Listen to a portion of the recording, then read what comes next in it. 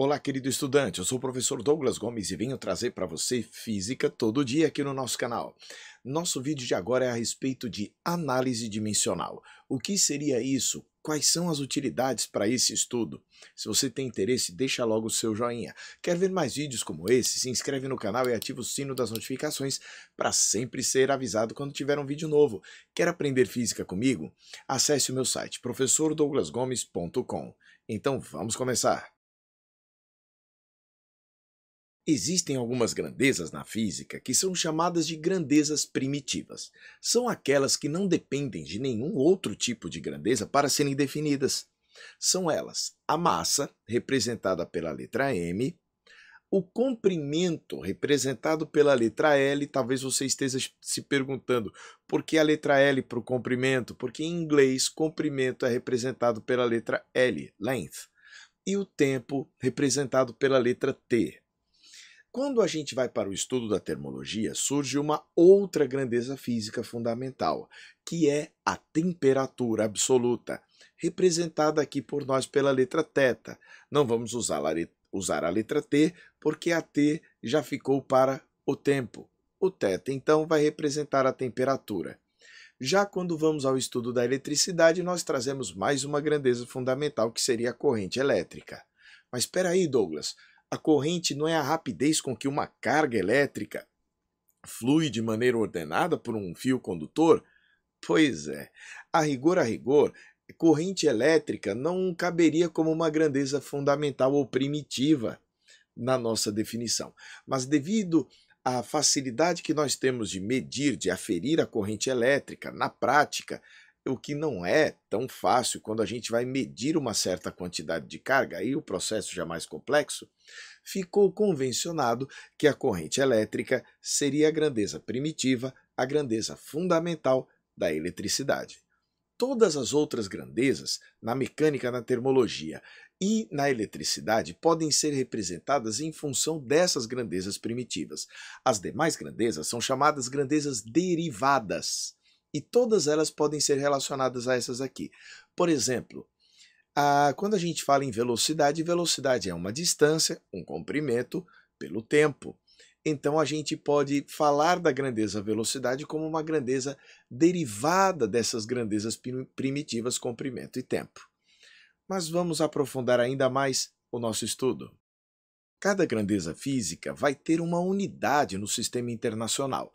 A unidade de massa no sistema internacional não é o grama, é o quilograma. A unidade de comprimento é o metro e a de tempo, o segundo. Na termologia, a unidade de temperatura para o sistema internacional é o Kelvin. Nada de graus Celsius, nada de grau Fahrenheit. A gente vai usar o Kelvin. E a unidade de corrente elétrica é o ampere. Então a gente precisa ter este conhecimento porque todas as demais grandezas vão ter unidades relacionadas a essas aqui. Toda grandeza da mecânica pode ser expressa, representada por uma combinação de massa, comprimento e tempo, mas cada uma dessas grandezas é elevada a um exponencial conveniente. No caso aqui, qualquer grandeza da mecânica pode ser expressa como massa elevado a alfa, comprimento elevado a beta e tempo elevado a gama. Mas e se eu tiver uma grandeza da termologia? Na termologia, vai surgir a grandeza temperatura, elevada a um certo expoente φ. E quando nós formos para a eletricidade, vai surgir a grandeza corrente elétrica. De tal maneira que nós podemos, então, representar quaisquer grandezas da mecânica, da termologia ou da eletricidade desta forma. Você talvez se pergunte, e se uma grandeza não depender da massa? O expoente que vai marcar a massa vai ser zero. Por exemplo, velocidade não é distância sobre tempo? Então nós diríamos que a representação da fórmula dimensional para esta grandeza velocidade apareceria com m elevado a zero, porque qualquer coisa elevado a zero dá 1, e 1 multiplicando qualquer coisa é o mesmo que nada a fazer, já que multiplicar por 1 não altera a conta que a gente faz. Quando nós vamos falar a respeito de deslocamento, um deslocamento é medido em metros. Então, nós dizemos que a equação dimensional do nosso ΔS é representado por L. Então, a expressão dimensional para deslocamento é apenas o comprimento. Para intervalo de tempo, nós fazemos a mesma coisa. Se você quiser saber aqui a expressão dimensional do famoso ΔT, é simplesmente tempo elevado a 1. Quando nós vamos para a velocidade, nós precisamos encontrar uma expressão para a velocidade, alguma fórmula que você conheça, que envolva as outras grandezas. A gente sabe que a velocidade média é dada por ΔS dividido por ΔT. Isso quer dizer que a fórmula dimensional da velocidade vai ser a fórmula dimensional do ΔS dividido pela fórmula dimensional do ΔT, de tal maneira que a gente escreve que a fórmula dimensional da velocidade vai ser L, que é a do ΔS, dividido por T, que é a equação do ΔT. Uma maneira elegante de deixar isso aqui, de escrever isso aqui, é V. A equação dimensional de V vai ser igual a L elevado a 1 vezes T elevado a menos 1. Dividir por T é o mesmo que pegar o T e elevar a menos 1, certo? Pronto. E para aceleração? Para aceleração, a gente lembra que uma fórmula da aceleração é a variação da velocidade sobre o intervalo de tempo. A partir disso, você vem aqui e diz que a equação dimensional da aceleração é a equação dimensional da velocidade dividida pela equação dimensional do intervalo de tempo. Eu já sei que o da velocidade é L elevado a 1 vezes T elevado a menos 1. E a do tempo é T.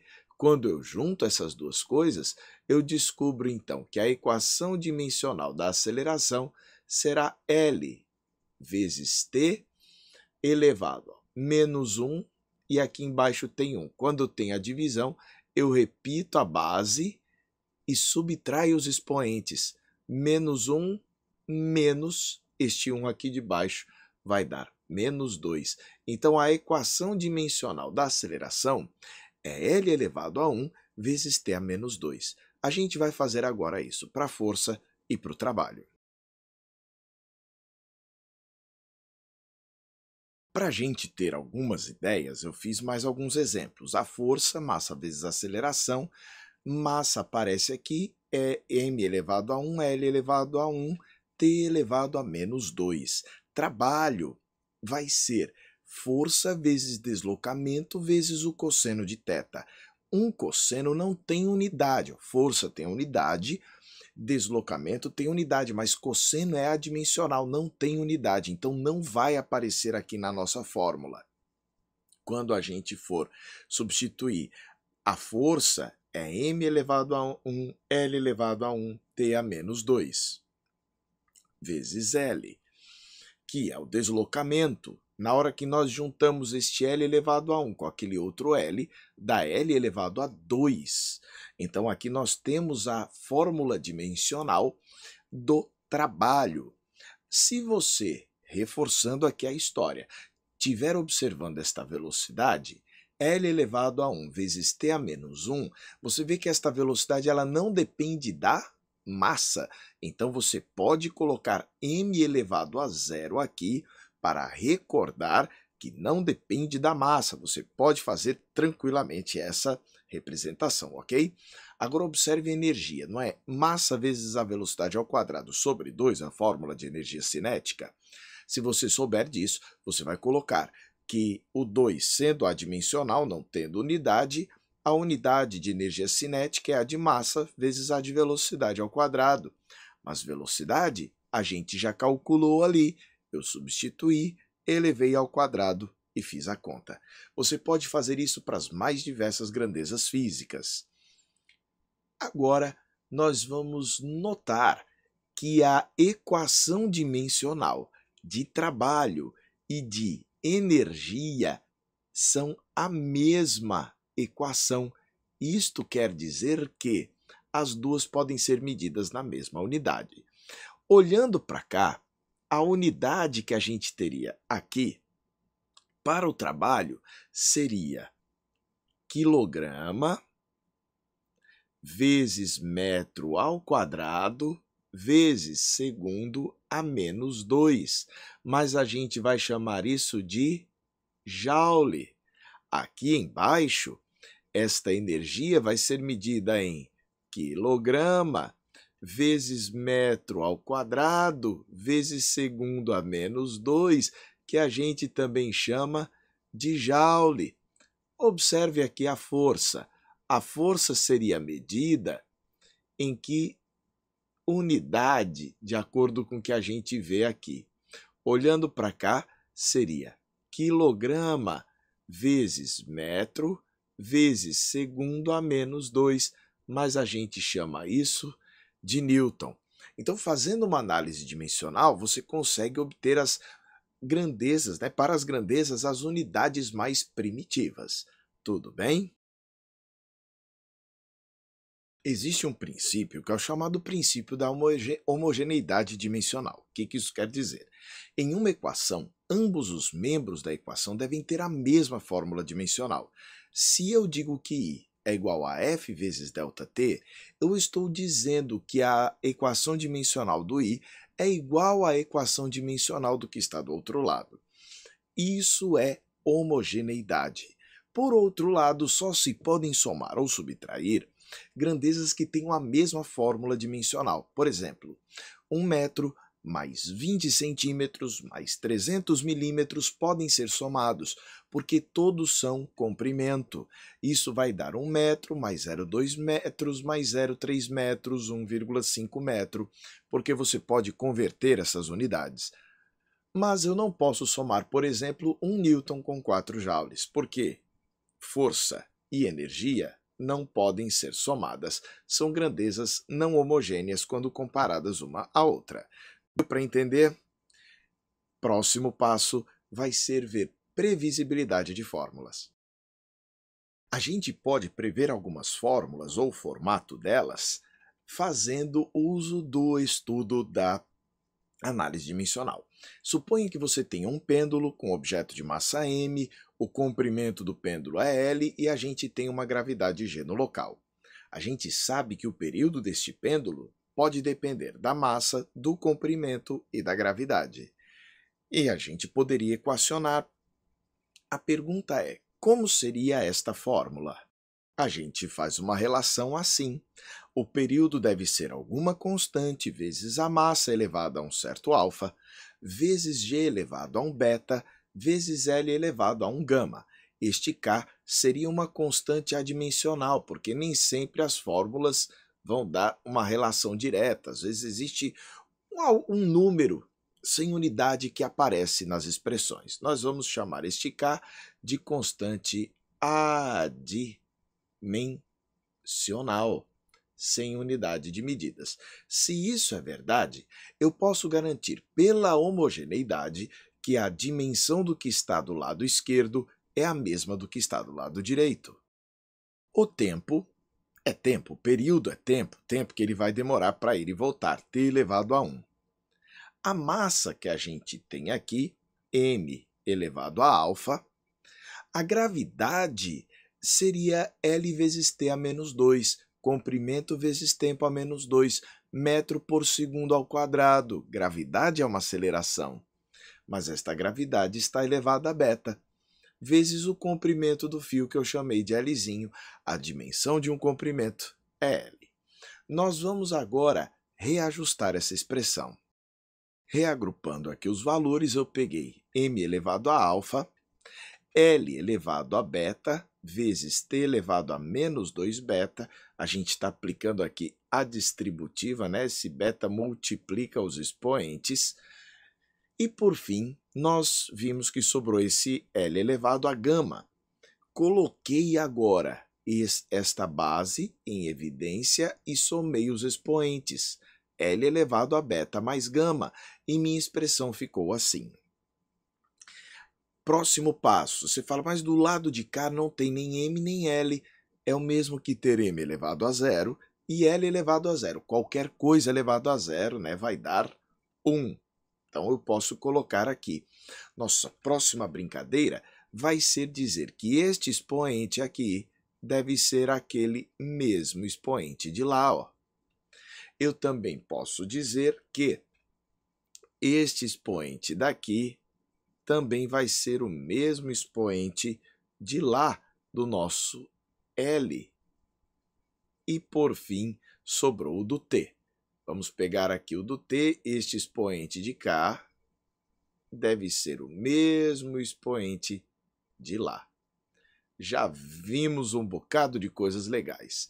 Vamos começar aqui pelo roxo. 0 é igual a alfa. 0 igual a alfa. 0 é igual a beta mais gama. Então, 0 é igual a beta mais gama. 1 é igual a menos 2 beta. Então, 1 é igual a menos 2 beta. Isso aqui já me quer dizer que o valor de beta é igual a menos 1 meio. Substituindo aqui em cima, a gente vai poder escrever que 0, então, é igual a menos 1 meio mais o gama, o que significa que o nosso gama é igual a 1 meio. E a gente já viu que o alfa, lá do começo, era 0. Nós temos, então, todos os expoentes. O fato de o alfa ser 0 significa dizer que o período não depende dessa massa. Se você colocar uma massa de 1 kg ou de 1000 quilos, vai dar o mesmo período. Por outro lado, esta massa vai depender da gravidade e do comprimento. Quando você for fazer, então, a nossa expressão, retomar a expressão, nós vamos dizer aqui que o período deve ser igual a uma constante k vezes m elevado a zero, não vai aparecer. Gravidade, então, elevado ao beta, que é menos 1 meio, vezes o comprimento elevado a gama, que é 1 meio. Então, vezes vezes L elevado a 1 meio. Vamos fazer de vermelho aqui para ficar organizado. Então, 1 meio. Só que elevar a 1 meio é tirar a raiz quadrada, né? Nós vamos pegar este resultado e trabalhar, então, melhor. Nós vamos dizer aqui que este tempo t vai ser uma constante k vezes. Elevar a um número negativo, a gente pode colocar aqui embaixo. Ó. Então, L elevado a 1 meio dividido por G elevado a 1 meio. Mas, como eu já disse, elevar a 1 meio é tirar a raiz quadrada. Então, isso aqui seria K, onde o K seria a nossa constante adimensional, vezes a raiz quadrada de L sobre G. Essa é uma previsão sensacional para essa fórmula. Isso quer dizer que não vai importar a massa. Eu sei, parece não fazer sentido, mas a massa não vai importar. No laboratório, a gente descobre o valor deste K. Hoje, já se sabe que o valor deste K é 2π, 2 vezes 3,14. Então, já é conhecido isso da comunidade científica. E se você já estudou movimento harmônico simples, oscilador, pêndulo simples, deve ter encontrado já esta informação. Gostou da nossa aula? Deixe aquele joinha esperto pra gente. Quer ver mais vídeos como esse? Se inscreva no canal e aperte o sino das notificações para receber aquele aviso quando tiver um vídeo novo. Quer aprender física comigo? Acesse o meu site professordouglasgomes.com, sem o BR. Até uma próxima oportunidade. A gente se vê.